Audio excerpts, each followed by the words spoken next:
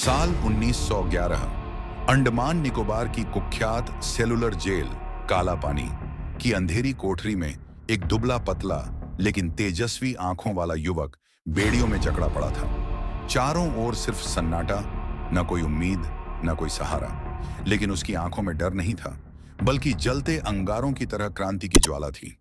यह कोई साधारण कैदी नहीं था, यह था विनायक दामोदर सावरकर, वह व्यक्ति जिसने ब्रिटिश हुकूमत की नींव हिला दी थी, जिस पर इतना खतरनाक विद्रोही होने का आरोप था कि उसे ब्रिटिश साम्राज्य की सबसे कठोर जेल में डाल दिया गया था। लेकिन क्या यह बेड़ियां उसे रोक सकती थी? क्या काला पानी की अमानवीय यातनाएं उसके इरादों को तोड़ सकती थी? नहीं। यह कहानी है एक क्रांतिकारी योद्धा की, एक विचारक की, एक कवि और इतिहासकार की, जिसने भारत की स्वतंत्रता के लिए अपना सर्वस्व न्योछावर कर दिया।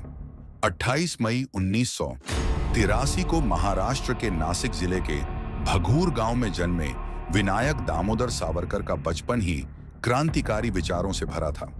जब वह मात्र 9 वर्ष के थे, तब उन्होंने शिवाजी महाराज के आदर्शों से प्रेरित होकर अंग्रेजों के खिलाफ लड़ने की ठानी। 1997 में जब पुणे में छापेकर बंधुओं को ब्रिटिश सरकार ने फांसी दी, तब 14 वर्षीय सावरकर ने अपने दोस्तों के साथ मिलकर गांव में एक शपथ ली। अंग्रेजों को इस धरती से मिटाकर रहेंगे। उन्होंने युवावस्था में ही तलवारबाजी, कुश्ती और निशानेबाजी सीख ली थी। मित्र मेला नामक संगठन बनाकर अपने साथियों को क्रांति के लिए तैयार करने लगे।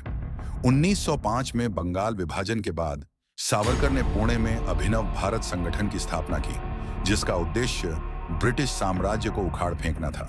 1906 में वे पढ़ाई के लिए इंग्लैंड गए, लेकिन वहां जाकर भी उन्होंने ब्रिटिश हुकूमत के खिलाफ षड्यंत्र रचा। उन्होंने फ्री इंडिया सोसाइटी की स्थापना की, जहां भारतीय युवाओं को क्रांतिकारी विचारों से भर दिया।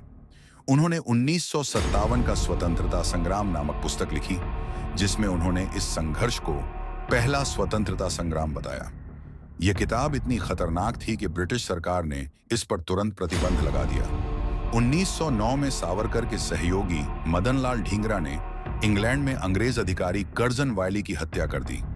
इससे ब्रिटिश हुकूमत बौखला गई और सावरकर पर नजर रखनी शुरू कर दी। 1910 में उन्हें गिरफ्तार कर भारत लाने का आदेश दिया गया। जब उन्हें पानी के जहाज SS मोरेया से भारत लाया जा रहा था, तब उन्होंने एक अभूतपूर्व कार्य किया। उन्होंने जहाज के बाथरूम की खिड़की से समुद्र में छलांग लगा दी और तैरते हुए फ्रांस के तट पर पहुंच गए। ब्रिटिश सैनिकों ने उन्हें पकड़ लिया, लेकिन इस घटना ने पूरी दुनिया में तहलका मचा दिया। 1911 में उन्हें 2 बार आजीवन कारावास, 50 साल की सजा देकर काले पानी भेज दिया गया। सेलुलर जेल में उन्हें बैलों की तरह कोल्हू में तेल पेरने के लिए मजबूर किया गया। रोजाना 30 पाउंड नारियल का तेल निकालना पड़ता था। खाने में सड़ा हुआ खाना दिया जाता था और महीनों तक अकेले काल कोठरी में बंद रखा जाता था। लेकिन सावरकर ने हार नहीं मानी। उन्होंने जेल की दीवारों पर नाखूनों और पत्थरों से कविताएं लिखनी शुरू कर दी। उनका जोस्तुते गीत आज भी क्रांति की ज्वाला जलाता है। 1924 में लंबी कानूनी लड़ाई के बाद सावरकर को रिहा किया गया, लेकिन उन पर रत्नागिरी में नजरबंदी लगा दी गई। इसी दौरान उन्होंने हिंदुत्व नामक पुस्तक लिखी, जिसमें उन्होंने हिंदू राष्ट्र की संकल्पना रखी। उन्होंने बताया कि हिंदू सिर्फ एक धर्म नहीं, बल्कि एक सांस्कृतिक पहचान है। जब भारत आजाद हुआ, तब सावरकर ने खुलकर हिंदू राष्ट्र की बात की। 1948 में महात्मा गांधी की हत्या के आरोप में उन्हें गिरफ्तार किया गया, लेकिन बाद में कोर्ट ने उन्हें निर्दोष घोषित कर दिया। 26 फरवरी 1966 को 62 वर्ष की आयु में उन्होंने भोजन और दवाइयां त्याग कर समाधि ले ली। उनकी अंतिम पंक्ति थी, मैं जी चुका हूं, अब मृत्यु को गले लगाना ही सही है।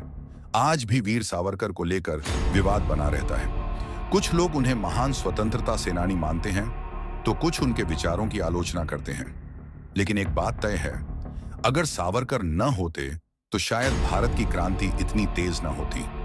वे अकेले ऐसे क्रांतिकारी थे जिनसे ब्रिटिश सरकार इतनी डरी हुई थी कि उन्हें 2 जन्मों की सजा दी गई थी।